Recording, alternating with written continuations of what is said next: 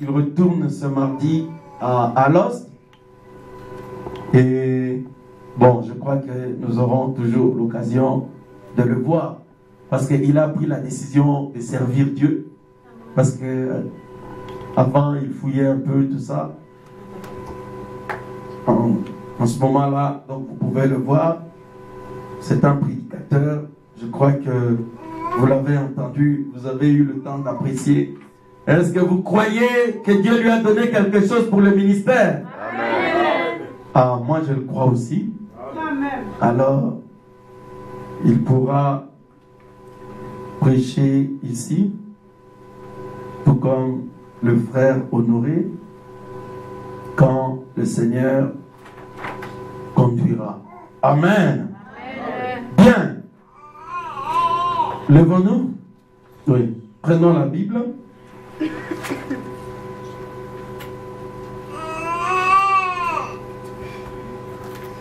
Ok, on va prendre des Écritures. Nous lirons sur 3 endroits.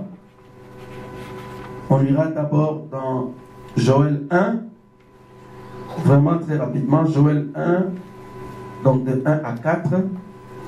Et puis nous lirons dans Joël 2, 25.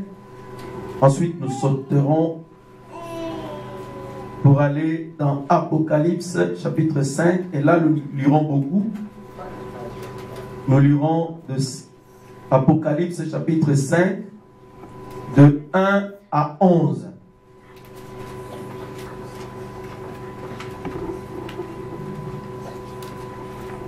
La parole de l'Éternel fut adressée à Joël, fils de Pétuel. Écoutez ceci, vieillards, prêtez l'oreille, vous tous, habitants du pays. Rien de pareil est-il arrivé de votre temps, ou du temps de vos pères. Racontez-les à vos enfants, et que vos enfants les racontent à leurs enfants, et leurs enfants à la génération qui suivra. Ce qu'a laissé les Gazam, la sauterelle l'a dévoré. Ce qu'a laissé la sauterelle, le Gélec l'a dévoré. Ce qu'a laissé le Gélec, le Hazil l'a dévoré. Oui, continue. Ça Réveillez-vous, ivrognes, et pleurez, vous tous, buveurs de vin. Gémissez parce que le mou vous est enlevé de la bouche.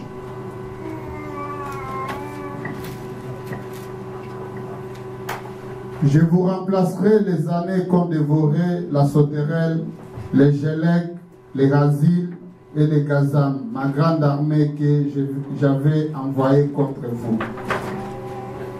Sur le trône, un livre écrit en dedans et en dehors, scellé de 7 sceaux. Et je vis un ange puissant qui criait d'une voix forte, qui est digne d'ouvrir les livres et d'en rompre les sceaux. Et personne dans le ciel, ni sur la terre, ni sous la terre ne put ouvrir les livres, ni les regarder. Et je pleurais beaucoup de ce que personne ne fut trouvé digne d'ouvrir les livres, ni de les regarder. Et l'un des vieillards me dit, ne pleure point. Voici le lion de la tribu de Juda, le rejeton de David, a vaincu pour ouvrir les livres et ses 7 sceaux.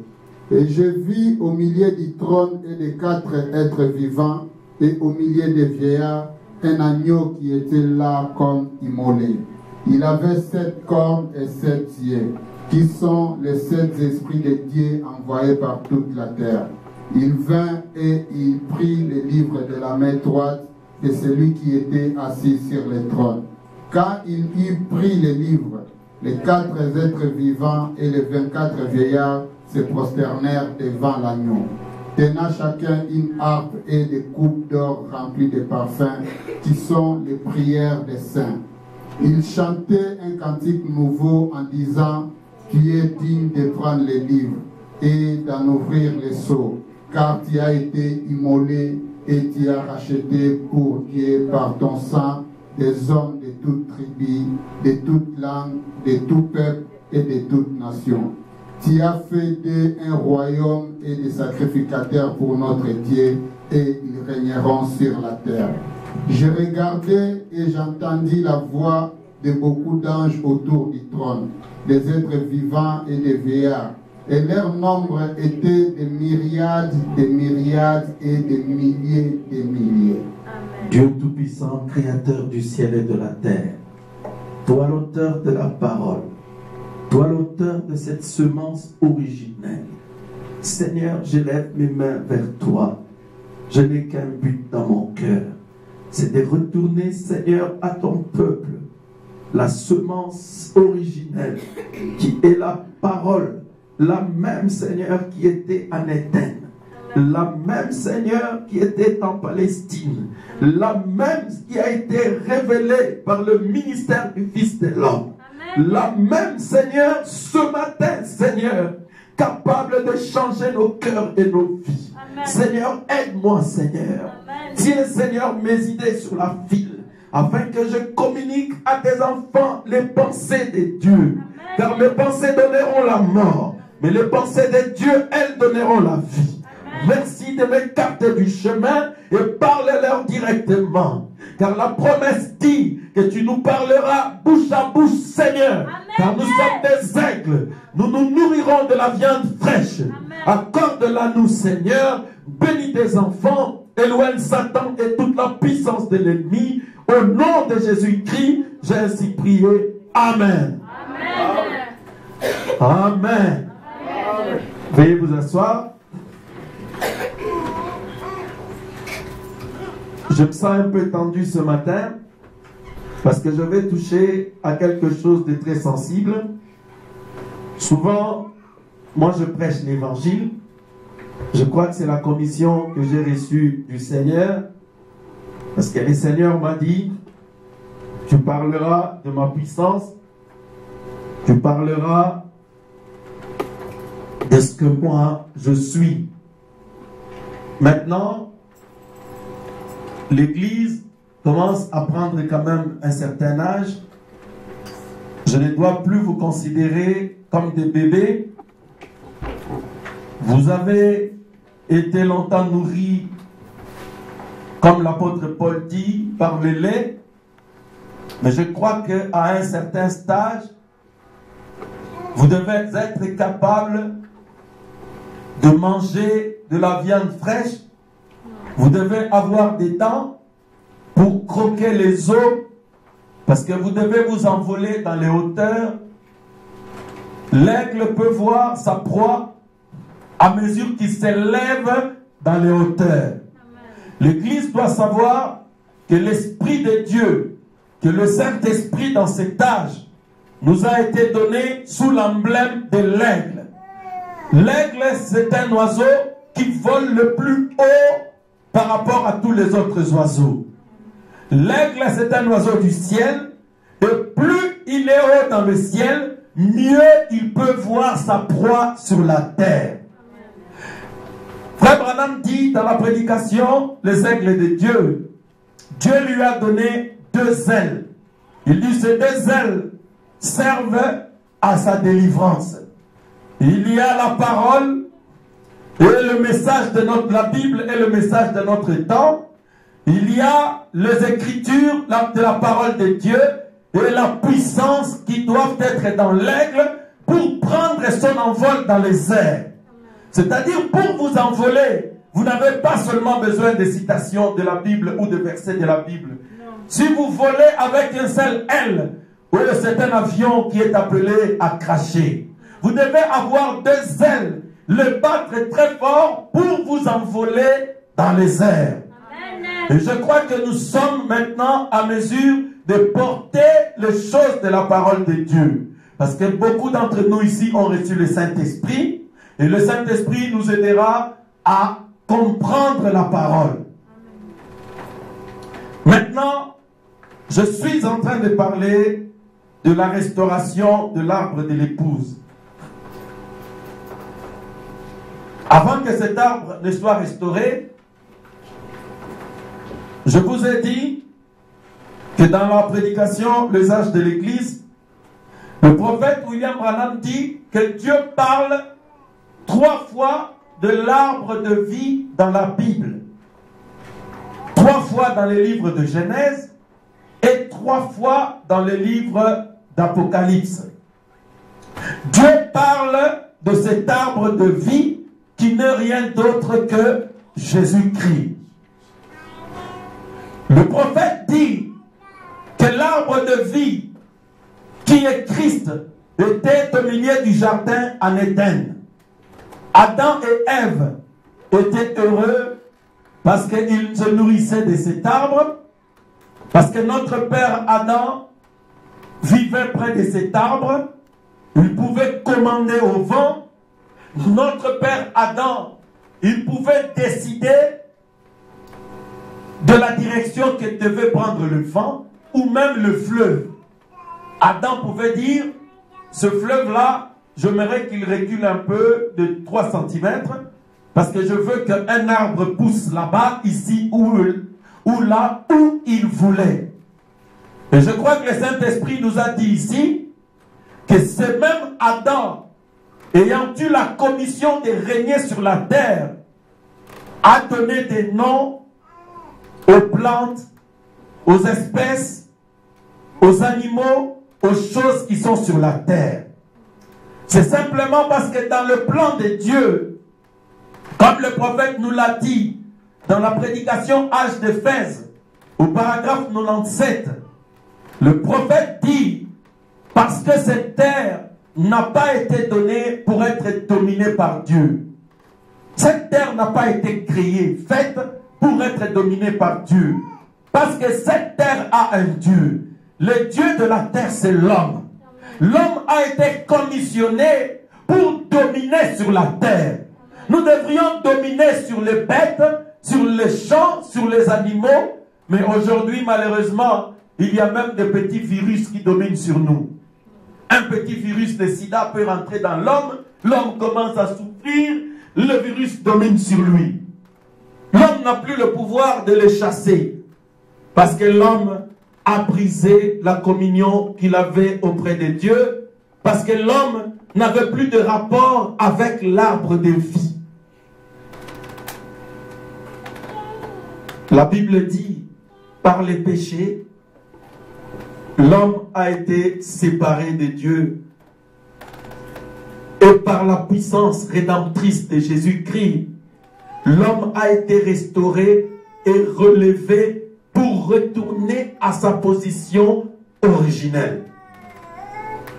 Alors, Dieu qui avait fait ces choses-là, quand l'homme est tombé dans le péché, l'homme a mis près de 4000 ans pour restaurer son image sur la terre. Parce que Adam, c'était l'image de Dieu, comme je vous l'ai dit, et je crois que frère Papa a prêché également sur ça. Parce que Dieu le fit à son image et à sa ressemblance. Les animaux, ils ont quelque chose dans leur caractère par rapport à Dieu, comme je l'ai expliqué. Le lion, l'aigle, tous ces animaux, ils ont quelque chose de Dieu. Mais il n'y a que l'homme qui était à l'image et à la ressemblance de Dieu. Parce que l'homme avait l'esprit de Dieu. Maintenant, regardez. Pour avoir perdu cet esprit, l'homme ne pouvait plus exercer sa commission sur la terre. Mais Dieu ne s'est pas arrêté là-bas. Dieu a décidé de redonner à l'homme une seconde chance. C'est-à-dire que l'homme retrouve sa place centrale sur les éléments de la nature. Et c'est comme ça que Dieu a mis près de 4000 ans pour nous redonner Jésus-Christ. Jésus qui est la semence de la femme. La Bible dit dans Genèse 3, 14 et 15, « Je mettrai l'inimitié entre toi et la postérité de la femme. La postérité de la femme t'écrasera la tête et toi tu lui blesseras le talon. Et j'ai montré par la parole que la femme n'a pas de semence. La semence pour que les enfants viennent au monde viennent de l'homme. Comme Jésus n'est pas le fruit de la semence d'un être humain sur la terre, Dieu l'a appelé semence de la femme. Parce qu'il est venu directement du ciel, dans le corps de la femme pour venir dans ce monde. Amen. C'est pourquoi Jésus est appelé la semence de la femme. Mes sœurs, vous voyez que vous n'êtes pas si inutile que vous pouvez le penser. Votre Dieu est la semence de la femme. Maintenant, regardez. Cette semence, quand elle était ici sur la terre, elle était née quelque part à Bethléem. Ensuite, elle a grandi, elle est devenue un arbre. Vous allez dire, Jésus était un arbre. Oui, parce que Jésus disait aux enfants d'Israël, je suis le cep et vous, vous êtes les sarments. Le cep, c'est un tronc. Hein? Les sarments, ce sont des étapes. C'est ce que nous, on appelle les étapes. Maintenant, regardez, Jésus disait qu'il l'était. Pourquoi dites-vous que Jésus est un arbre? Mais les enfants d'Israël venaient en Palestine manger de cet arbre. Est-ce qu'ils venaient manger de la guérison de Jésus-Christ? Est-ce que les enfants d'Israël venaient pour manger de la guérison de Jésus-Christ? Ils venaient pour manger de sa délivrance. Ils venaient pour manger de sa manne. Ils venaient pour manger de sa parole. Jésus n'est pas seulement un arbre, c'est aussi un fruit. Parce qu'il demandait aussi aux enfants d'Israël de le manger. Est-ce que Jésus l'a dit? Oui, Jésus l'a dit. Il dit, si vous ne mangez pas de ce corps, Jésus va loin. Il dit, vous allez manger du fruit, la chair, mais vous devez aussi manger du jus, qui est mon sang. Si vous ne le faites pas, vous n'avez pas la vie éternelle en vous. Est-ce que l'Église est avec moi? Donc nous comprenons que Jésus est un arbre et il était aussi un fruit, une semence. Dans Jean 12, Jésus dit, à moins que le grain ne tombe en terre. Donc si Jésus ne meurt pas, pour ressusciter et redevenir maintenant un arbre avec multiples fruits, alors les Grecs et les nations et les païens que nous sommes, nous ne pouvions pas bénéficier du salut de notre Dieu. Et je crois que c'était la prédication de frère Baba quand il disait que nous devons parler de sa mort, parce que la mort nous a permis de rentrer en contact avec le salut et la grâce que notre Dieu nous a envoyé. Nous pouvons acclamer Jésus-Christ pour sa mort. Amen. Si Jésus n'était pas mort, toi et moi, nous ne pourrions pas bénéficier de cette grâce. Maintenant, mes frères et sœurs, Dieu a restauré cette semence. Mais pourquoi est-ce qu'il est important que cette semence qui est la parole soit restaurée? Le prophète dit dans la prédication 3e sceau au paragraphe 156. Je n'ai pas le temps vraiment de lire tout ça. Le prophète dit, Dieu avait promis à Ève qu'elle restaurerait sa semence et que cette semence elle-même sera la parole de Dieu. Donc la semence de la femme, elle va devenir la parole de Dieu. Je peux le prouver facilement dans la Bible. Parce que Jean 1 dit, au commencement était la parole était avec Dieu et la parole était Dieu. Donc cette semence parole, cette semence qui était au commencement, qui s'appelait Adam, il y a une partie de ça à Adam, et cette semence qui était Jésus, et cette semence dans les derniers jours, Frère Branham dit qu'elle deviendra la parole. C'est pourquoi vous, qui ne comprenez pas comment est-ce que Jésus-Christ peut venir paraître dans les derniers jours, parce que les gens confondent parfois les venues, parce que la Bible dit que dans les derniers jours, il viendra, il apparaîtra. Mais dans le 3e sceau au 156, comme je l'ai dit, Frère Branham a dit, il a promis à Ève spirituelle qu'il lui redonnera la semence, et cette même semence deviendra la parole. Maintenant, ça sera la semence originelle. Le prophète dit, elle sera de la même nature qu'elle avait été auparavant. Amen. Amen. Mais pourquoi cette semence est importante? Je retourne encore dans Genèse. La promesse dit, la semence de la femme, c'est-à-dire cette parole originelle, cette semence écrasera la tête du serpent. Maintenant, si le serpent embête notre église, comme il le fait de temps à autre, il n'y a que cette semence-là qui est capable de lui écraser la tête. Et je vais vous montrer que cette semence, ce n'est pas seulement les citations et les écritures comme on les a, mais c'est la parole sous forme de Dieu lui-même. Amen. Est-ce que l'église est avec moi? Alors nous avons besoin d'avoir cette semence dans l'Île de la vallée, parce que cette semence de la parole originelle, elle sera capable d'écraser les serpents. Quand le serpent arrive, le serpent trouvera la semence parole ici. Parce que quand la parole parle, le serpent doit être écrasé. Bien. Maintenant, regardez. Nous avons également vu que cette semence, Jésus l'a utilisée quand il fut tenté dans Matthieu 14 par le diable dans le désert. Frère Branham dit, quand Jésus était tenté par le diable, il dit, viens, maintenant toi tu as faim, change ces pierres en pain pour manger, parce que tu viens de jeûner, tu es dans le sabbat du Seigneur. Frère Branham dit, Jésus n'a jamais utilisé son onction. Il dit, diable, tu joues avec moi? Attends, je vais rentrer dans l'onction. Pèse à mon passage. Jésus entre sous l'onction. Aïe! Et puis le diable voit l'onction, il fuit. Jésus, frère Branham dit non. Jésus lui a dit, il est écrit.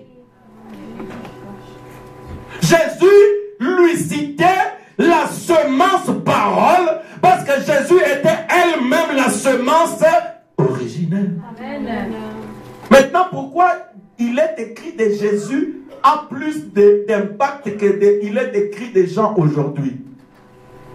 Parce que d'abord, Jésus était la parole elle-même. C'est-à-dire, lui-même est la parole.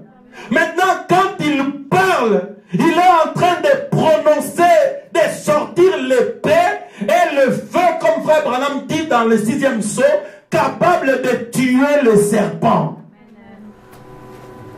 Mes amis, ne confondons pas les choses. Tu peux être là, je ne sais pas, un bandit, tout ivre, et puis tu commences à dire, on te dit, regarde, là, il y a quelqu'un qui va t'ensorceler, un sorcier est là.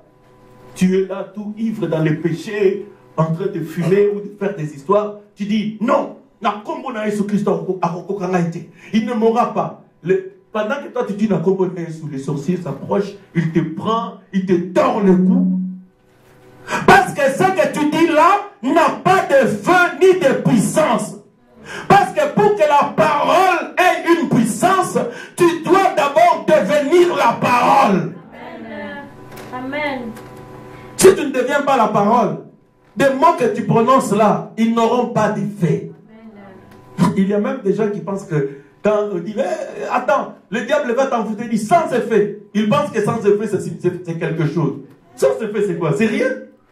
Tu es en train de dire sans effet. Pendant que tu dis sans effet, il est en train de te approcher. On m'a donné le témoignage d'un prédicateur, c'était dans le noir. Ce prédicateur priait.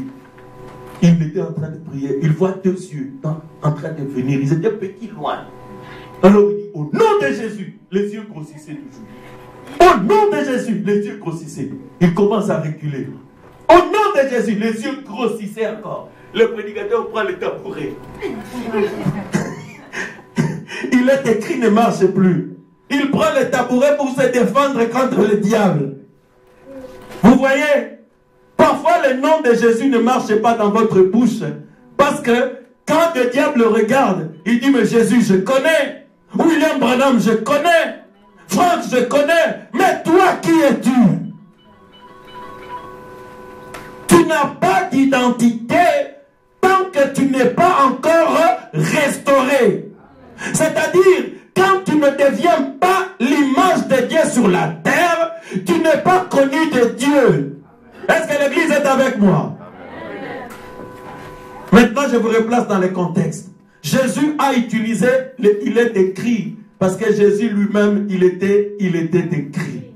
Parce que Jésus était sur la terre conformément à la parole. Jésus vivait conformément à la parole. Jésus parlait conformément à la parole. Alors c'est pourquoi Frère Branham dit, l'arme que Jésus a utilisée pour vaincre Satan, c'était la parole de Dieu. Alors la sémence originelle, qui est la parole, et dans la prédication, je crois, la parole parlait, la sémence originelle. Frère Branham dit, la parole elle-même, c'est l'esprit. J'anticipe un peu. Vous devez comprendre que quand moi je parle de la parole, je parle de l'esprit d'abord. Parce que Jésus a dit, mes paroles sont esprit et vie. Maintenant, on avance. Vous avez besoin d'avoir la parole originelle, la semence originelle pour vous défendre contre Satan. C'est-à-dire cette parole qui est restaurée, que nous appelons le message de notre temps, qui est cru, manipulé par les cœurs qui ont reçu le Saint-Esprit. C'est cette parole-là qui vous donnera la victoire sur l'Antichrist, et c'est cette parole-là qui vous donnera la victoire sur le serpent, le dragon ancien, qui n'est rien d'autre que Satan. Est-ce que l'Église comprend pourquoi la semence doit être restaurée? Vous comprenez pourquoi nous devons avoir la bonne sorte de la semence? Parce que nous devons écraser les serpents. C'est parce que nous devons tuer et nous défendre contre l'Antichrist. Maintenant, j'avance. La parole, Dieu nous a placés ici sur la terre pour être des dieux. C'est ce que j'ai vu.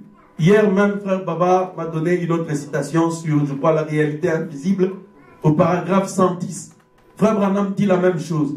Il dit que Dieu nous a placés ici sur la terre pour être des dieux. Église, est-ce que vous comprenez? Si vous ne savez pas ce que vous faites sur la terre, Dieu ne vous a pas placé sur la terre pour devenir des millionnaires. Il vous a placé sur la terre pour être des dieux. Maintenant, regardez, je vous ai promis vendredi, mais je ne l'ai pas fait. Je vais le faire aujourd'hui. Je vous ai dit, je vais vous prouver que quelqu'un qui est restauré, il est réellement la personne qui domine dans la ville ou dans le pays où il se trouve. C'est ce que je vous ai dit, n'est-ce pas? Maintenant, regardez. Je prends l'exemple d'Abraham. La Bible dit que Dieu lui avait donné Canaan. Il lui a dit, regarde tout ce territoire. Tout ça, ça t'appartient. Mais savez-vous que dans Canaan, il y avait Sodome, il y avait Gomorrhe, il y avait les autres rois, il y avait Lot, il y avait tous les trafiquants, il y avait Mamré. Est-ce que vous le savez? Donc le territoire que Dieu donne à Abraham était habité par les autres personnes aussi. Église, tirez votre attention. C'est très important ce que je vais vous dire. C'est parce que parfois, souvent vous êtes malheureux parce que vous ne comprenez pas la parole. Quand Dieu vous dit, Franck mon serviteur, je te donne ce pays, je te donne cette ville, je te donne ce pays. Si tu me sers bien, je te donnerai même ces continents. Ah, je dis, mais comment tu peux me donner les continents? Si j'étais peut-être vous, si Dieu me donne l'Europe directement, mes yeux se tourneront vers Francfort. Parce que Francfort, c'est là où se trouve la bourse. C'est là où se trouvent les titres des actions, où se trouve tout l'argent de l'Europe. Mais il n'en est pas ainsi de Dieu. Quand Dieu vous donne un territoire, mes frères et sœurs, vous serez comme Abraham. Abraham était dans un coin désert. Mais regardez, dans son désert, Abraham prospérait avec ses serviteurs, avec toutes ces choses. Jusque-là, personne ne savait que Canaan était le territoire sous son contrôle. La Bible dit, dans Genèse 12 et 13, 5 rois s'étaient ligués contre le roi de Sodome et de Gomorrhe. Est-ce que l'église est avec moi? Donc, 5 rois. Près de, je ne sais pas, 1 million ou 2 millions, 3 millions de personnes qui viennent se battre contre Sodome et Gomorrhe, qui étaient probablement de villes de 5 000 ou je ne sais pas 10 000 ou 75 000 personnes, je ne sais pas, plus ou moins. Maintenant, Abraham était en dehors de ces choses-là. Oh, la France se bat avec l'Allemagne, ils sont en train de se disputer le Cameroun, où ils se battent parce qu'ils se disputent l'argent. Moi, ce territoire m'appartient, mais je suis là, je regarde, ça ne me concerne que très peu. Maintenant, quelqu'un vient d'annoncer à Abraham. Il dit, Abraham, ton neveu Lot a été fait prisonnier. De quoi? Non, dans cette guerre-là, Lot aussi a été pris avec sa femme et ses 2 filles. Abraham dit, levez-vous, Mamré, viens avec moi. Nous irons libérer mon neveu Lot. Frère, Abraham n'avait que près de 300 hommes. Il s'est levé pour aller se battre contre plus de 5 millions d'hommes. Est-ce que l'Église est avec moi? Est-ce que c'est un combat qui est possible humainement parlant? Non. Savez-vous quoi? Abraham était indifférent à ces histoires jusqu'à ce qu'on est venu lui annoncer qu'il y a quelqu'un de ta famille. Il y a quelqu'un de ta famille qui est prisonnier, esclave des maladies, esclave du péché, esclave des soucis de ce monde. Alors, Abraham s'est levé. La Bible dit, il bâtit tous ses rois. D'ailleurs, c'est ce que j'avais lu le 31. Quand il revenait de la défaite de ses rois, Dieu a dit, Abraham, tu es brave. Tu as venu supplier Abraham. Abraham, s'il te plaît, rends-nous les hommes que tu as fait prisonniers. Frère, le roi de Sodome et de Gomorrhe commence à négocier avec un homme, un berger. Est-ce que l'Église comprend en ce moment-là que le véritable propriétaire du territoire, c'était Abraham? Quand tout allait bien, il le laissait jouer, faire ce qu'il veut. Mais quand le diable est venu faire le trouble et prendre quelqu'un de sa famille, ce jour-là, tous les rois, tous les 5 rois, tous Sodome et Gomorrhe ont su, ce roi-là, à cause d'Arabiso, il n'est pas aussi fort qu'il le prétendait. Nous savons aujourd'hui que l'homme fort de Canaan, c'est Abraham. Vous voyez que Dieu avait dit la vérité. Quand il a dit, Abraham, je te donne Canaan. Abraham n'avait pas besoin des richesses de ce monde de Canaan. Mais Abraham avait besoin d'avoir le contrôle sur le territoire pour la protection, pour la guérison, le salut de ceux de sa famille. Oh frère Franck, qu'est-ce que ça a à voir avec toi? Qu'on vienne m'annoncer que la citadelle a fait prisonnier. Le diable a fait prisonnier ton frère, Patrick. Il a pris son dos en otage. Il a pris la maternité. Il a pris la santé, la vie de mon frère. Que le diable a lié quelqu'un là-bas à Lyon. Ou le diable a emprisonné quelqu'un aux États-Unis. Que le diable a fait quelque chose sur mon frère. Je me lève, je me dis, il est de ma famille.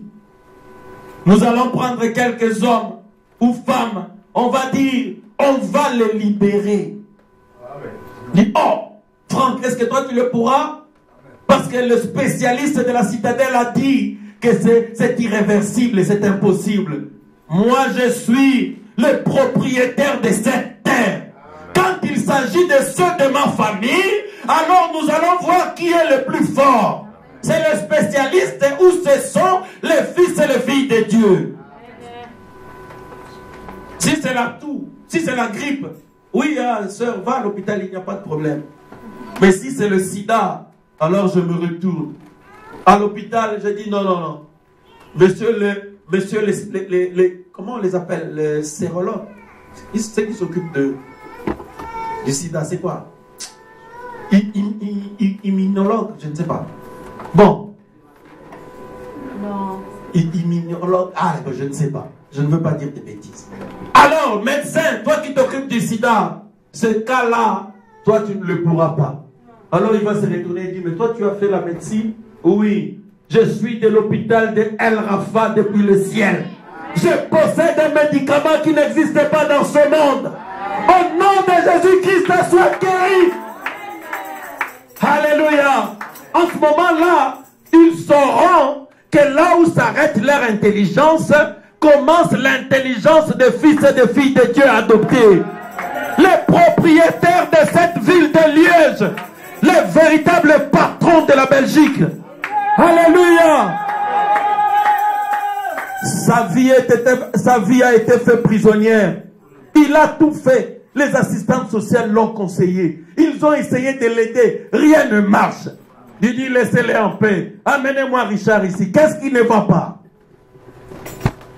Je dis, tu auras tes papiers. Va travailler. Personne ne te fera rien. Oh non, mais le ministre de l'Intérieur, il me cherche pour me refouler. J'ai dit, va travailler. Personne ne te fera rien. Frère, vous devez avoir la révélation de ce que Dieu vous a restauré. Oh. Est-ce que les médecins de la citadelle peuvent guérir le sida? Non. Mais nous ici, nous pouvons guérir le sida. Est-ce que c'est la vérité? Mais oui. L'hypertension, personne ne peut la guérir. Mais nous ici, nous pouvons guérir l'hypertension. Bon, en ce moment-là, qui est plus médecin? Ce sont les médecins de la citadelle ou c'est nous? Alléluia. Maintenant, le roi et le ministre de l'Intérieur ne veulent pas te donner les papiers. Oh non, moi je suis frère Sylvain. On m'a refusé des papiers depuis tout le temps. J'ai dit, viens.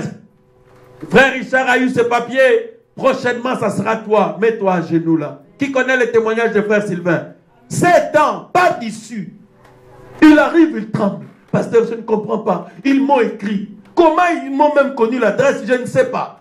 Ils lui ont donné directement les papiers de 5 ans. Amen. En ce moment-là, Joël Milquet est là. Nous, les fils et les filles adoptés, nous sommes ici. Joël Milquet qui refuse est là. Il dit, mais qui a donné des papiers à ce monsieur? C'est le chancelier Franck qui habite à Saint-Léonard. Il dit, mais ils regardent dans leur magie. Ils se tournent comme ça. Ah oui, mais on connaît cet homme-là. Frère, quand vous recevez le baptême du Saint-Esprit, vous devenez un Dieu sur la terre. Amen. Je crois que vous avez compris maintenant. Quelqu'un qui ne pouvait pas avoir d'enfant. Tous les clans, la tribu, donc on va dire peut-être les Bassouk, ils ont décidé, non, depuis des générations, nous, la deuxième fille de chaque famille, elle ne peut pas avoir d'enfant. Alors c'est vraiment décidé, signé, acté. Arrive dans la famille, peut-être vous. Parce que ce n'est pas seulement le pasteur qui est adopté, vous l'êtes aussi. Vous allez vous dire, ok, crois au Seigneur Jésus-Christ. Tu seras sauvé. Oh non, mais dans la famille, c'est impossible. Je ne peux pas parce que ça va lien. Alors toi, tu vas dire, laissez-les là-bas. Au nom de Jésus-Christ, je le délie. Frère, en ce moment-là, tu montres que toi, tu as plus de pouvoir que tous les chefs coutumiers de ta tribu. Frère, vous devez savoir ce que vous êtes, mes amis. Un jour, j'étais ici à Liège. Quelqu'un attendait les papiers. Dieu lui a dit en songe que j'avais un message à lui donner. Et moi, je venais sans rien le savoir. J'ai exhorté dans cette maison. Je me suis retourné, je m'approchais d'elle. J'ai dit, toi, tu vas en Suisse. Va là-bas, dis-leur de te donner des papiers. Je peux même donner des ordres au gouvernement suisse. Frère, que dites-vous que c'est? Moi, je crois que c'est l'adoption des fils et des filles. Alléluia. J'ai dit, va en Suisse, dis-leur de te donner les papiers. S'ils refusent, dis-leur que j'ai rencontré un fils de Dieu. Il m'a dit que vous devez me donner des papiers. Un mois après, elle avait eu ses papiers en Suisse, mes amis. Oh! Église, réveillez-vous. Quand je parle de l'adoption, quand je parle de la restauration, je ne parle pas de la restauration des écritures dans la tête, de la connaissance intellectuelle. Je parle de la restauration de l'image de Dieu. C'est-à-dire, vous devrez avoir l'autorité dans ce pays, dans cette ville, dans le domaine où vous vous trouvez. Parce que toute l'église a compris maintenant. Maintenant, Joël Milquet, Elio Durupo, ils ont beaucoup plus d'argent. C'est-à-dire, je ne peux même pas me comparer à eux en ce qui concerne l'argent. Les médecins de la citadelle, ils ont beaucoup plus d'argent que moi. Mais si je vous montre les cas que Dieu a guéri par moi, même eux, ils vont s'étonner. Ils vont se dire, mais comment tu as fait? Quelqu'un qui a des myomes comme ça, des histoires, le médecin dit, la sœur Amina, on va lui couper des histoires. Il arrive dans notre hôpital. Le Saint-Esprit lui dit, par ma femme, si quelqu'un ici a des problèmes, des myomes, va dire à ta femme qu'elle vienne, si elle croit, Dieu va la guérir. Elle arrive. J'écoutais un chant de José Nzita, j'étais dans la voiture. On venait, c'était le matin. Frère, championnat, bah, opération, un zanga cicatrice. Frère, je l'ai senti, je dis, ça va barder. On était dans une église comme ça, chez frère Hugues, une petite maison, je ne sais même pas, de 6 mètres carrés. C'était ça l'église. J'arrive, j'ai dit, sœur, viens. Est-ce que tu crois? Le médecin a dit, on a même suggéré de me couper des histoires, on va enlever l'utérus parce que c'est impossible. Ils ne peuvent même pas opérer parce que c'est tout partout, on ne peut rien faire. Je dis, qui a dit ça? Ce sont les médecins de la citadelle. Je dis, est-ce que les médecins de la citadelle connaissent la médecine plus que les fils et les filles adoptés de Dieu? Frère, c'était le dimanche. C'était devant tout le monde. Comme je demande souvent, je dis, Église, qui a déjà vu un miracle dans sa vie? Parce que beaucoup de gens n'ont pas encore vu de miracle. Ils entendent simplement parler, oh, pasteur, tel à la télé. Je dis, non, maintenant ça doit être dans votre église. Est-ce que c'était comme ça? Il y a des gens qui étaient là. Je dis, qui a déjà vu un miracle? Vous allez voir un miracle.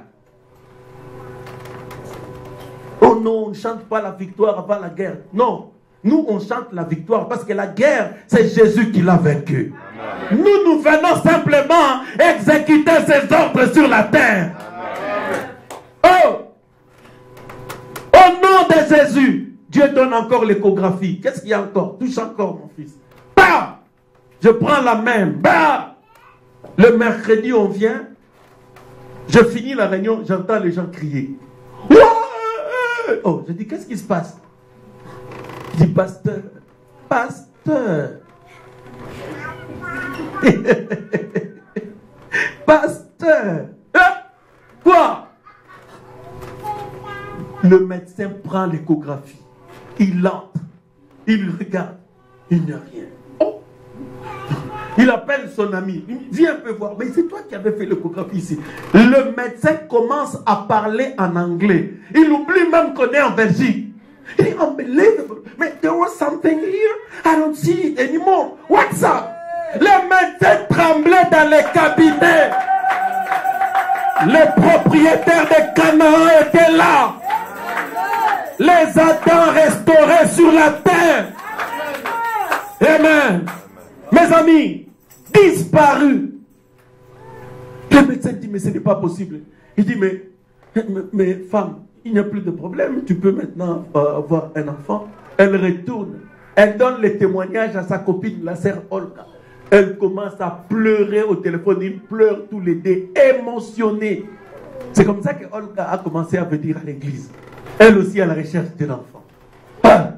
Mes amis, que le médecin parle, que le ministre de l'Intérieur parle. 4 mois après, Ketia est venu au monde. Il a 1 an et quelque chose aujourd'hui ou 2 ans. La puissance de votre Dieu, mes amis, vous avez plus de puissance, plus d'autorité que les autorités de ce monde. Oh, moi je le crois. Moi je le crois. Il peut y avoir une intempérie ici en Belgique. Qui a entendu un message que Dieu a donné ici? Dieu m'a dit, prépare-toi, il y a une épidémie qui viendra en Europe. Prie pour que cela n'atteigne pas les enfants. L'éveil sanitaire de l'Europe, de la Belgique, n'avait pas encore vu. Mais votre Dieu a déjà vu une épidémie venir. Amen. Et vous, vous êtes ces médecins capables de donner les vaccins spirituels à vos enfants et aux hommes de l'Europe, alors qu'ils ne le savent même pas. Amen. Savez-vous que c'est vous qui retardez l'enlèvement, mes frères et sœurs? Parce que si vous n'êtes pas sur la terre, Dieu va détruire la terre dans la minute qui suit. La terre subsiste parce que nous sommes là. Alors, c'est pourquoi vous, je vous ordonne de nous respecter. Si un fils de Dieu a besoin de papiers, accorde-les lui vite au nom de Jésus. Si une fille de Dieu a besoin de papiers, toi, Joël Mikéou, monsieur le flamand, là, je ne connais pas ton nom. La femme qui te fait trembler des gens. Mais pas moi. Donne des papiers. C'est un ordre. Mes amis, recevez vos papiers. Vous qui voulez des papiers, recevez-les. Oh, recevez le travail. Ministre du travail, donne du travail. C'est un ordre donné par un fils adopté. C'est ainsi qu'il en soit ainsi. Oui, oui, oui, ça le sera. Oui, merci Jésus. Maintenant, la restauration sert à cela. Vous voyez la restauration dont nous parlons? C'est ça, cette restauration. Maintenant, avançons. L'arbre a déjà été détruit. Nous savons pourquoi l'arbre a été détruit. C'est pas grave. Maintenant, regardez mes amis. Mais j'aimerais quand même revenir à cela, comme certains ne l'ont pas entendu le vendredi. Prenons la prédication, l'arbre H d'Éphèse au paragraphe 155. Très rapidement, frère Christian.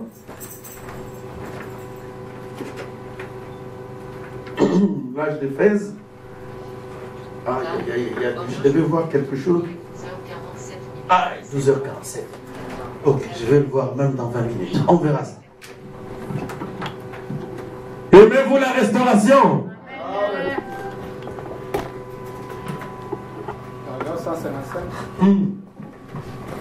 Bon, suivez attentivement.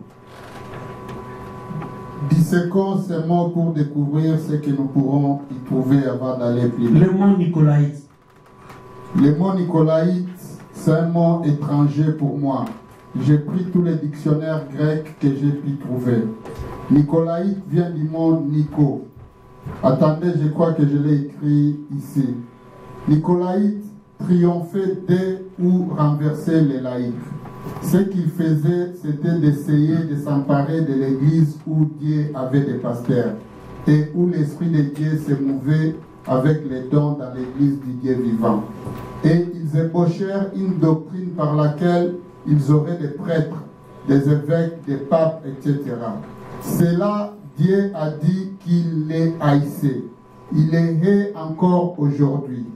Nicolaïte, vaincre ou renverser la laïcité. La laïcité, c'est l'Église. Combien savent que la laïcité, c'est l'Église? Voilà, renverser ou triompher ou prendre la place des laïcs. Ok. Donc, continue. Dans l'autre paragraphe. En d'autres termes, prendre tous les sacrés, toute l'autorité de l'Église et mettre cela sur les prêtres. Laissez l'Assemblée vivre comme elle veut, mais le prêtre est celui qui est saint. Écarta le Saint-Esprit des gens avec les signes et les miracles qui l'accompagnaient, leur enlevant cela pour leur donner une sainte prêtrise.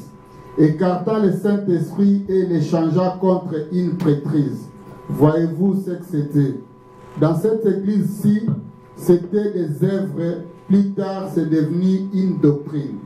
Et à Thyatire, cela a pris le pouvoir. Amen, on peut en rester là. Je crois que j'explique un peu et on passe. Le prophète montre comment l'arbre a commencé à être détruit. C'est-à-dire l'église des apôtres, où la parole était accompagnée des signes, des miracles, de la sainteté, de la puissance de Dieu. Quand ils sont venus à Rome, ils ont commencé à enlever le Saint-Esprit de l'Église. Les dons spirituels et toutes ces choses n'avaient plus d'importance. Alors, ils ont commencé à tuer la semence. Mon frère, enlever quelque chose de la parole de Dieu, c'est tuer la semence. La semence fait tuer. On remplace le Saint-Esprit par les évêques. Frère Branham dit, alors que Dieu avait donné les pasteurs pour conduire l'Église par le Saint-Esprit, eux, ils ont décidé que ça sera des évêques, des histoires. Vous allez dire, mais oh, c'est malheureux. C'était vraiment le temps de l'Église catholique, mais heureusement pour nous, aujourd'hui, on ne le fait pas. Toi, qui crois ce message, qui ne comprend pas ces choses, je t'accuse aujourd'hui de favoriser encore le nicolaïsme. Aujourd'hui, quelqu'un qui a son église, comme nous l'avons ici, il ne peut plus conduire son église par le Saint-Esprit. Pour qu'il prêche quelque chose, il faut qu'un évêque en Afrique ou en Europe décide de ce que lui, il prêchera. Frère, le prophète dit qu'au temps de la fin, tous les esprits de l'Antichrist qui avaient combattu la semence parole, tous les esprits seront ensemble pour combattre la semence parole aujourd'hui. Vous pouvez introduire le nicolaïsme même au nom de l'ancienneté. Oh non, moi je suis l'ancien, l'évêque. Ne prêche pas ça, ne prêche pas ceci. Nous ne croyons pas ça. Non, nous ne croyons pas ça. Donc toi non plus, ne prêche pas ça. Frère, sœur, si vous êtes pasteur et que vous vous laissez conduire comme ça par des hommes, vous allez verser dans le nicolaïsme. Vous allez enlever la prééminence de l'esprit dans votre église. Comment est-ce que les pasteurs cherchent de la nourriture? C'est dans la prière. On cherche de la nourriture dans la prière pour son peuple. Seigneur, donne-moi quelque chose. Même si en Afrique, ils sont en train de prêcher des histoires qu'ils veulent. Qu'ils prêchent des histoires qu'ils veulent en Amérique.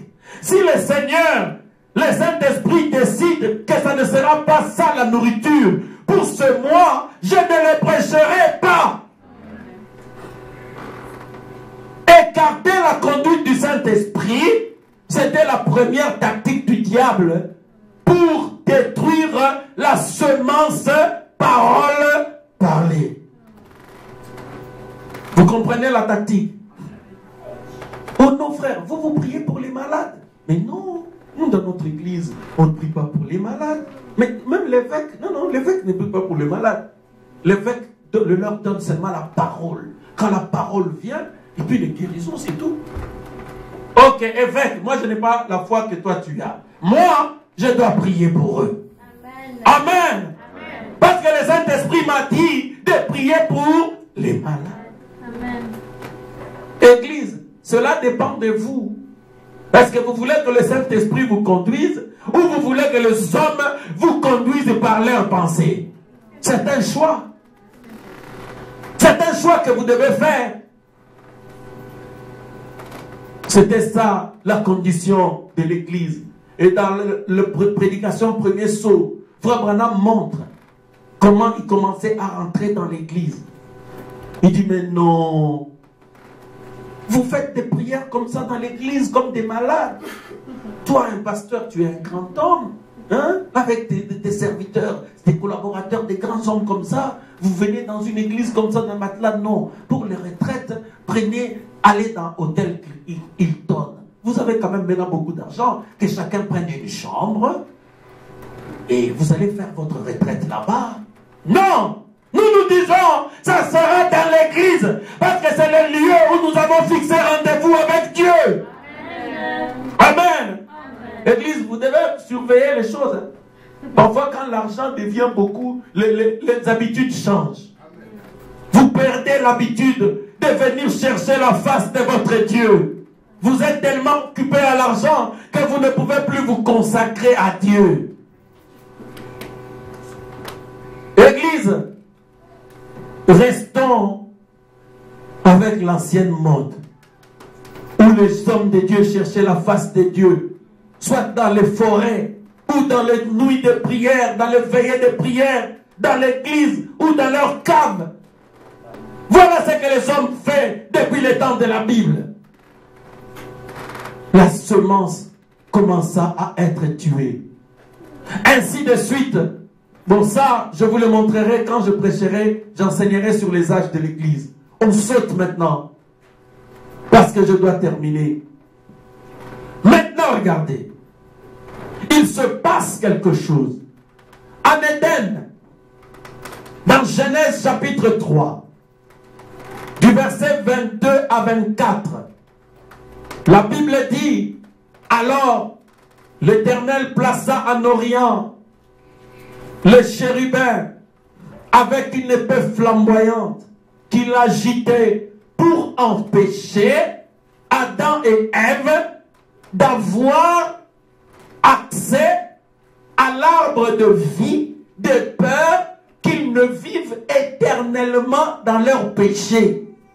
Est-ce que l'Église est avec moi? Adam et Ève commettent le péché, Dieu le chasse du jardin. Maintenant, qu'est-ce que Dieu a fait? Il prend un ange, un chérubin, un ange protecteur, avec une épée flamboyante. Non, vous ne devez plus avoir accès à l'arbre de vie. Église, vous devez comprendre quelque chose. Nous avons, quand je dis nous, en général, j'ai vu un peu quelque chose qu'on a raté dans ce message. C'est-à-dire, la Bible dit, la sagesse de Dieu qu'on enseigne aux parfaits. C'est-à-dire la parole de Dieu.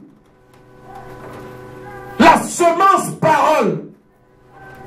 Le livre que personne ne pouvait toucher dans le ciel.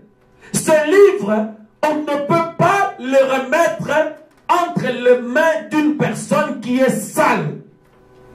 Ou qui vit dans le péché. Est-ce que vous comprenez?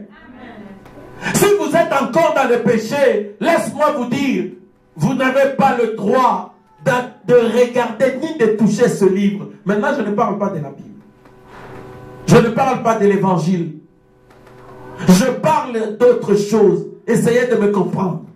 Si vous ne comprenez pas aujourd'hui, vous comprendrez la prochaine fois, c'est sûr. Maintenant, soyez prudents. Regardez. Dieu place un chérubin à l'est du jardin. Je crois que j'en ai déjà parlé. Je reviens simplement.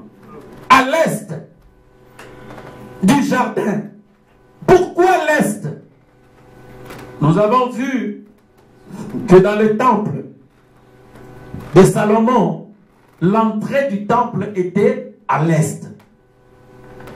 C'est-à-dire, à l'est, les gens venaient, ils arrivent par le parvis extérieur, on leur asperge de l'eau. Ça s'appelait les eaux de séparation. Frère Branham dit, ces eaux servent à vous séparer du monde. Si vous voulez prospérer dans votre foi, éloignez-vous des amitiés mondaines. Vous devez vous séparer du monde. Alors, on entrait dans les temples comme ça. Ensuite, on arrive à l'autel des reins. C'est là où on apportait l'agneau pour le sacrifice. Est-ce que l'église est avec moi? Amen. Alors, à l'est, on a mis un chérubin. C'est-à-dire, Adam et Ève ne pouvaient plus avoir accès à l'arbre de vie. Et l'arbre de vie, c'est Christ. Le prophète dit, cet arbre de vie qui est Christ, c'est ce qui a été redonné à l'épouse sous forme de la parole au temps de la fin. Amen. C'est-à-dire, cette parole vous sera redonnée. Mais regardez, il y a un chérubin protecteur qui t'empêche, toi, d'avoir accès à cet arbre de vie. Tu vas dire, le pasteur, je suis à l'église, j'écoute cette parole. Je vais te dire quelque chose. Tu vois la parole que moi je sors ici. Ça va changer la vie de certains, mais ta vie ne changera peut-être pas. C'est la preuve que tu n'écoutes pas. Est-ce que je dis la vérité? Amen. Mais oui, si tu écoutes ce que le pasteur dit, ta vie changera. Alors si tu veux maintenant, change de vie. Comme ça, tu es sûr qui est la semence parole parlée. Maintenant, regardez. À l'est, la parole nous est venue de l'est. Parce que Jésus est venu à l'Orient. Est-ce que c'est la vérité? C'est là que la parole est venue. D'ailleurs, la Bible dit dans Ésaïe chapitre 2, je crois, verset 3 ou 9. Il dit, de Jérusalem sortira ma parole, et de la montagne de Sion sortira ma loi. Même la Bible dit que la parole sortira de l'Est. Alors c'est là où l'on place les chérubins. Pour t'empêcher d'avoir accès à la parole. Surveillez la scène maintenant. Parce qu'on conclut. Dans Apocalypse chapitre 5, Dieu avait eu pour dessein de restaurer le fils et les filles de Dieu. Maintenant, pour leur restauration, il fallait prendre le livre qui était entre les mains d'Adam. Parce que Adam avait perdu quelque chose. La chose que Adam avait perdue, c'était l'Esprit de Dieu. C'est ça l'image de Dieu. C'est ça le livre dont la Bible parle. Écoutez, le livre dont la Bible parle, ne pensez pas que ce sont les Écritures. Non, c'est l'esprit des Écritures. C'est ça qu'Adam a perdu. Frère Branham dit, Dieu est venu remettre entre les mains de l'épouse ce que Adam avait perdu. Adam n'avait pas perdu son bras. Est-ce que c'est la vérité? Amen. Non, Adam n'avait pas perdu ses bras. Il avait ses membres, il avait toute sa santé. Je pense même qu'il pouvait devenir gros. Parce que comme il cherchait trop à labourer la terre, il avait des muscles. Beaucoup plus de muscles qu'avant. Maintenant, regardez. Ce qu'Adam avait perdu, c'était l'Esprit de Dieu. C'était ce livre-là. C'est un livre spirituel. Amen. Ne prenez pas les choses avec votre conception intellectuelle. Vous allez dire non, ces livres-là, ce sont les brochures. Mais si c'est les brochures, alors tout le monde, tous les prédicateurs, même dénominationnels, ils ont les brochures chez eux. Est-ce qu'ils ont le livre? Vous pensez qu'ils ont le livre d'Apocalypse 5? Non, ils ne l'ont pas. S'ils avaient ce livre-là, ils croiraient le même message que vous. Ils auraient la même vie que vous avez. Ils auraient le même Saint-Esprit que vous avez reçu. Amen. Je crois que vous avez compris. Amen. Ok. Maintenant, regardez. Il prit le livre entre les mains de celui qui était sur le trône. Maintenant, vous comprenez que l'agneau n'est pas encore sur le trône. Parce qu'en ce moment-là, quand il s'apprête à ouvrir les sceaux, donc il s'avance et il prend le livre. Il avance au milieu des saints. Surveillez maintenant ce que la Bible a dit dans Apocalypse 5. L'agneau, avec le livre maintenant ouvert, était au milieu de 4 êtres vivants et de 24 vieillards. Les 4 êtres vivants, bon, très rapidement, je vais vous le dire, hein, j'enseignerai cela un autre jour. Retenez pour l'essentiel que ce sont les 4 évangiles. Marc, Jean, Matthieu et Luc. Pourquoi Frère Branham dit, c'est parce que Matthieu, un être vivant avait la forme d'un lion, l'autre la forme d'un homme, l'autre la forme de veau, l'autre la forme d'un aigle. Alors Frère Branham dit, l'évangile sous Matthieu, Jésus est présenté comme étant le lion de la tribu de Juda. Parce que dès le début, on présente Jésus comme le roi des Juifs qui vient de naître. C'est pourquoi cet évangile a été présenté sous forme de lion. Luc, vous allez voir, la Bible dit, j'ai fait des recherches. Donc Luc a utilisé l'intelligence humaine aussi pour faire des recherches et écrire avec plus de précision que les autres apôtres les choses de l'évangile. Bon, le veau ou la vache, dans la Bible, c'était une bête de somme. On l'utilisait pour faire le char, comme un char. C'est-à-dire le bœuf, il tirait le char pour labourer la terre. Donc c'est un animal qui servait au travail. Et dans Marc, Frère Branham dit, on a présenté Jésus comme un faiseur de miracles. Si tu lis Marc, pratiquement du début à la fin, on parle plus des miracles de Jésus dans Marc que dans les autres livres. Dans Jean, Frère Branham dit, l'évangile a été présenté avec la hauteur de l'aigle. Parce que Jean est l'apôtre qui est monté haut dans la révélation. Les autres apôtres racontent la naissance de Jésus, comment il a grandi, comment il a agi. Mais quand Jean commence, depuis le chapitre 1, au commencement était la parole. La parole était avec Dieu. Il a laissé même l'évangile. Il est allé au commencement. Vous comprenez? C'est pour ça que Jean, le révélateur, avait présenté l'évangile comme un aigle.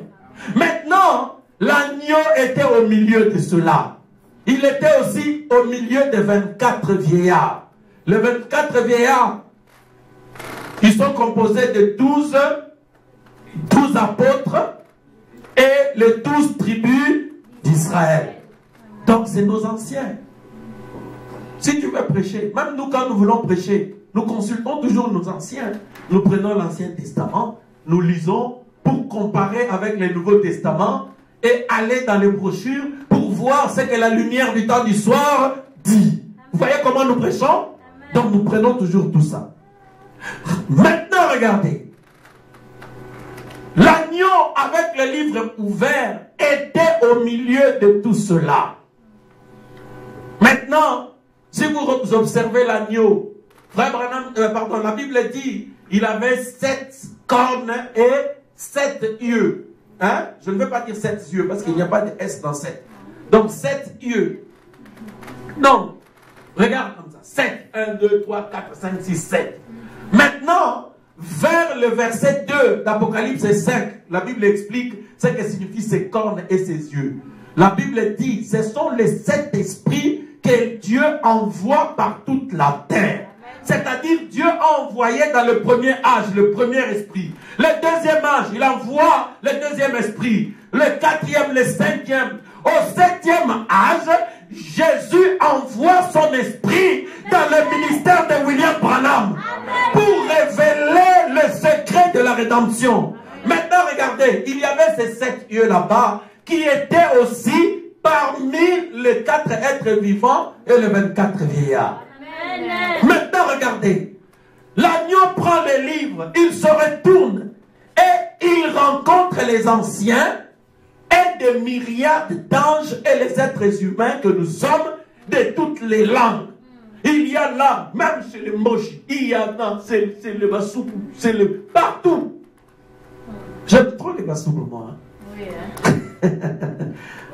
Alors, il y avait toutes ces tribus. Ils étaient en train d'adorer Dieu. Église, est-ce que vous êtes avec moi? Amen. Ils adoraient Dieu. Parce que la Bible dit, ils avaient une coupe. La coupe qui était en or et une harpe remplie de parfums. Les parfums qui sont les prières des saints. C'est-à-dire, quand vous adorez Dieu, vous adorez l'agneau au moyen de 24 vieillards et de 4 êtres vivants. On adore Jésus au moyen de l'Ancien Testament, des apôtres du Nouveau Testament et au moyen de la révélation de votre âge, qui est l'œil sur l'agneau, la tête de l'agneau. Parce que l'Église comprend ce que l'Apocalypse 5 dit. On adore Dieu au moyen de l'Ancien Testament, du Nouveau, au moyen des évangiles et au moyen de l'œil de l'aigle qui correspond à votre âge. Parce que cet œil-là, c'est l'œil qui lit la parole de Dieu pour vous, qui amène la révélation pour l'âge. Est-ce que l'Église est avec moi? Donnez des acclamations à Jésus. Maintenant, nous avons compris. Nous retournons maintenant. Où est-ce que nous nous trouvons? Dans le temple de Salomon, il y avait l'autel des reins. L'autel des reins, c'est là où on amenait l'agneau pour les sacrifices. Le sacrificateur examinait l'agneau. L'agneau doit être sans défaut. C'est pourquoi on le laissait pendant 2 ou 3 jours pour voir s'il avait des défauts. S'il n'y a pas de défauts, on le tue, on prend le sang, on asperge. C'est-à-dire sur vous pour le pardon de vos péchés. Maintenant, regardez. Après l'autel des reins dans le temple, il y avait l'autel des parfums. L'autel des parfums, c'est là où l'agneau rencontre maintenant l'épouse avec la parole de Dieu. Pourquoi? Parce que vous ne pouvez pas avoir accès au sein des saints à moins que vous soyez couverts par le sang de Jésus, à moins que vous soyez restaurés dans l'image de Dieu comme c'était au commencement. Parce que sinon vous serez tués dans sa présence. Parce que qu'est-ce qu'on voit? Dans l'autel des reins, il y a le sang. Dans le deuxième autel, c'est le parfum. Dans le troisième autel, là, il y a la lumière de la gloire de Dieu. Là, c'est dans les saints des saints. Là où se trouve l'arche de l'alliance de Dieu. Maintenant, regardez, sur l'arche de Dieu, c'est pourquoi Dieu avait dit, si vous ne savez pas pourquoi Dieu avait dit aux chérubins, Moïse avait placé l'arche sous les ailes des chérubins. C'est-à-dire, il a dessiné des chérubins dont les ailes croisent. C'est parce que Dieu avait déjà interdit, depuis la Genèse, que personne n'a le droit de venir dans le cercueil qu'on appelle l'arche de l'alliance. Là où il y avait la manne, là où il y avait les tables de la loi, et là où il y avait la verge d'Aaron. Personne ne pouvait avoir accès là-bas, sinon il aurait été tué par les chérubins. Ils étaient en train de protéger l'accès à la parole. Maintenant, regardez, sur le propitiatoire c'est l'arche de l'alliance. Il y avait le sang. C'est-à-dire quand Aaron rentrait, il devait jeter le sang sur les propitiatoires. C'est ce qui calmait la colère des chérubins. Parce que quand ils voient le sang, ils se disent que celui-là, il est digne de s'approcher jusqu'au sein des saints. Amen. Bon, maintenant, Église, regardez, parce que je termine. Comment allez-vous faire maintenant? Parce qu'on vous refuse l'accès. Quand vous venez au temple, parce que le but, c'est de retourner à l'arbre de vie. Maintenant, à l'arbre de vie, vous ne pouvez pas vous y présenter dans la condition où vous étiez encore quand on était dans le péché. Parce que les chérubins vont te tuer sur le coup. Ils ne supportent pas le péché. Maintenant, pour avoir accès au temple, regarde, vous devez avoir avec vous un agneau. Et cet agneau, je vous ai dit que c'était la parole de Dieu. Et la parole de Dieu sans défaut. Parce que Frère Branham montre que dans les rituels des sacrifices dans l'Ancien Testament, quand tu apportes ton sacrifice, on doit l'examiner. C'est ça l'agneau que tu amènes avec Dieu, c'est quel type de parole? Une parole sans mélange. C'est cela qui typifiait Jésus. Parce que Jésus était un agneau sans défaut. C'était une parole pure, une parole 100% agréée par Dieu. C'est cette parole-là, mon frère, ma soeur, que tu ramènes maintenant d'abord sous forme de l'agneau. Et cette parole sous forme de l'agneau, tu présentes au sacrificateur pour le sacrifice. Maintenant, quand le sang est sur toi, tu es sanctifié. Tu peux passer à l'autel des parfums. C'est là où maintenant l'agneau était au milieu des 4 êtres vivants et des saints. Nous les rencontrons à l'autel des parfums. C'est là où, étant sanctifiés par le sang de Jésus, parce que nous croyons toute la parole, nous sommes à genoux pour attendre la révélation du temps du soir. Mon ami, le livre de vie ne viendra pas sur toi si tu n'acceptes pas totalement ce message. Parce que ce message, c'est le type de l'agneau parfait. Vous comprenez pourquoi vous devez croire toute la parole? Si vous êtes encore en train de vous bagarrer pour les histoires des pantalons des femmes ou des maquillages, écoutez, restez dans les parvis extérieurs là-bas. Vous allez attraper la pluie et le soleil. Vous devez accepter toute la parole. Parce que c'est la condition. Toute la parole. L'homme ne vivra pas de pain seulement, mais de chaque parole qui sort de la bouche de Dieu. Vous voulez que nous changeons ça? L'homme ne vivra pas de pain seulement, mais de certaines paroles. Oh non, moi ça je ne crois pas. Ça je ne suis pas convaincu. Tu n'es pas convaincu par quoi? Par une parole qui amène la colonne de feu ici. Toi tu n'es pas encore convaincu? Kéba. Parce que Dieu confirme la parole par les signes et des miracles. Vous avez vu des miracles, vous voyez les signes, vous voyez la colonne de feu. Maintenant, il vous appartient à vous de croire, de recevoir toute l'agneau. Parce qu'il vient avec les livres ouverts. Vous allez dire, mais oh, l'autel des parfums est sur la terre. Donc tu veux dire que Jésus va nous rencontrer sur la terre. Apocalypse 10 dit, puis j'ai vu un autre ange puissant qui descendait avec un livre ouvert. Le livre était ouvert quand il a donné à William Branham. Le livre était ouvert, mes frères. L'autel des parfums, c'est sur la terre. Et dans le 7e psaume, le prophète le montre. C'est sur la terre qu'il y a l'autel des parfums. C'est ici que nous attendons l'apprentissage du livre. Écoutez, Dieu nous a restauré son image. Mais vous devez prendre la parole. Vous savez quoi? Le Saint-Esprit suit la parole. Il surveille la manière dont vous prenez la parole. Si vous croyez la parole, si vous la croyez d'un cœur sincère, alors le véritable livre n'est pas loin du livre naturel comme ça. Il le surveille. Quand tu acceptes ce livre, le vrai vient, il entre en vous. Par le baptême du Saint-Esprit. C'est pourquoi Colossiens dit, puisque la grâce de Dieu vous a été présentée d'une manière correcte. C'est-à-dire qu'on doit présenter correctement cette grâce. Et c'est comme ça que le Saint-Esprit viendra sur vous. L'autel des parfums, mes amis. Et Apocalypse 5 dit, là où frère Christian venait de lire, gloire soit rendue à l'agneau, car il a racheté pour Dieu des peuples et des tribus par son sang. Amen. Pour faire d'eux un royaume de sacrificateurs. Amen. Mes amis, qu'est-ce que c'est qu'un sacrificateur?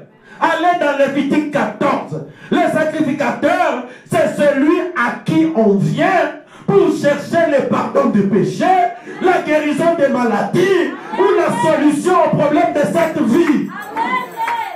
Mes amis, ceux à qui le livre était ouvert, la Bible dit, ils deviennent des sacrificateurs. Que vous soyez homme, que vous soyez femme, vous devenez un sacrificateur. Vous pouvez dire, même si vous êtes une sœur, ma sœur, je vois que vous êtes malade. Est-ce que vous voulez que je prie pour vous? Au nom de Jésus, sois guéri. Ma sœur, je vois que vous avez des problèmes. je vous donne un témoignage. Un deuxième, vous voyez l'onction venir sur quelqu'un à qui vous témoignez la parole. Frères, sœurs, vous ne pouvez pas prétendre que le livre est ouvert pour vous si vous en êtes encore à douter au surnaturel. C'est impossible. Je dois rester là. Je continuerai la prochaine fois. Retenez simplement que votre Dieu vous rencontre dans l'autel des parfums. Pourquoi les chérubins ne doivent pas vous frapper? Parce que quand vous passez l'autel des reins, le sacrifice est accompli. Quand Jésus voit que vous croyez totalement son message, il prend le sang, il applique sur vous.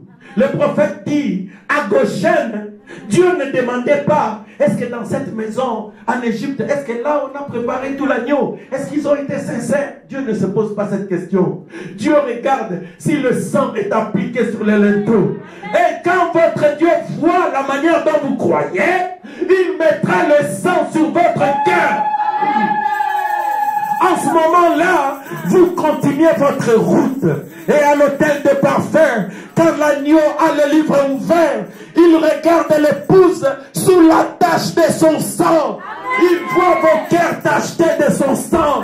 Alors le livre est pour vous. Que Dieu vous bénisse.